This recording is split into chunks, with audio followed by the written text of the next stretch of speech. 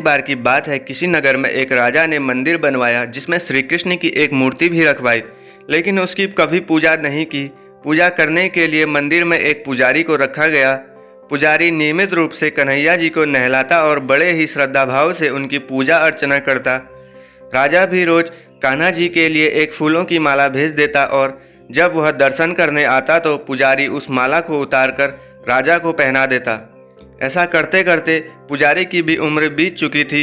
एक दिन किसी वजह से राजा नहीं आ सका तो उसने एक सेवक के हाथ मंदिर में माला पहुंचा दी और कह दिया कि आज वह मंदिर नहीं आएगा, इसीलिए पुजारी उसका इंतजार ना करे।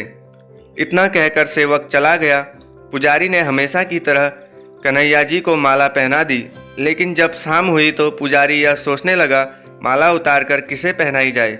उसने सोचा क्यों ना ये माला आज मैं ही पहन लूं, वैसे भी मेरी उम्र हो चली है, जीवन का क्या पता कब खत्म हो जाए। इतना सोचकर पुजारी ने माला उतारकर अपने गले में ही डाल ली। लेकिन इतने में ही सेवक आ गया और उसने बताया कि राजा की सवारी मंदिर में पहुंचने वाली है। राजा की सवारी आने की बात जब पुजारी ने सुनी तो वह डर गया। उसने सोचा कि अगर राजा ने उसे देख लिया तो वह तो मरवा ही डालेंगे। जल्दीबाजी में पुजारी ने माला उतारकर वापस कन्हैया जी को पहना दी।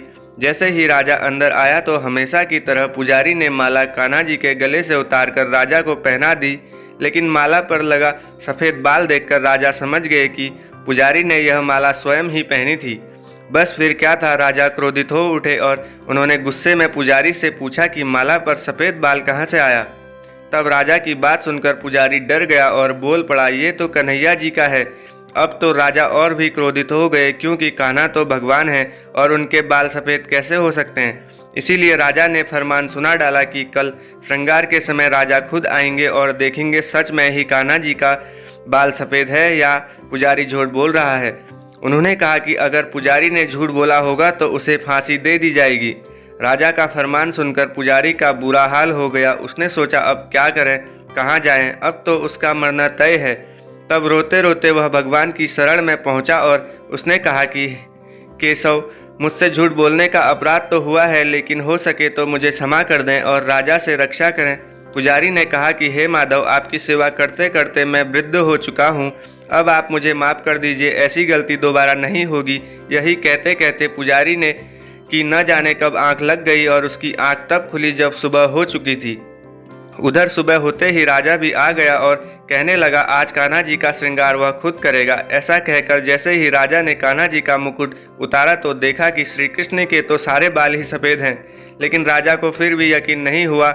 उसे लगा कि फांसी के डर से पुजारी ने ही बालों को रंग दिया होगा। राजा ने सोचा कि क्यों ना कन्हैया जी का एक बाल तोड़कर देखा जाए। इसके बाद राजा ने कान्हा जी का एक बाल तोड़ लिया, लेकिन जैसे ही बाल टूटा कन्हैया जी के सिर से खून की धारा बहने लगी। यह देखकर राजा भगवान के चरणों में गिरकर माफ़ी मांगने लगा। तभी श्री कृष्ण की मूर्ति से आवाज़ आई, हे राजन, तुमने मुझे केवल मूर्ति मात्र ही समझा, इसीलिए आज से मैं तुम्हारे लिए केवल मूर्ति मात्र ही रहूँगा। लेकिन पुजारी ने सच्चे मन और पूरी श्रद्धा से मेरी भक्ति की है, इसीलिए उसकी अनन्य भक्ति को देखकर मुझे अपने बाल सफ़ेद करने पड़े। कन्हैया जी ने कहा कि भक्ति में कभी भी संशय नहीं होना चाहिए और सच्चे भक्त की लाश तो मैं कभी जाने ही नहीं देता। मित्रों, आपको कैसी लगी ये कहानी? अच्छी लगी तो वीडियो को एक लाइक कर दीजिए और चैनल से जुड़ने के लिए चैनल को सब्सक्राइब कर लीजिए। धन्यवाद।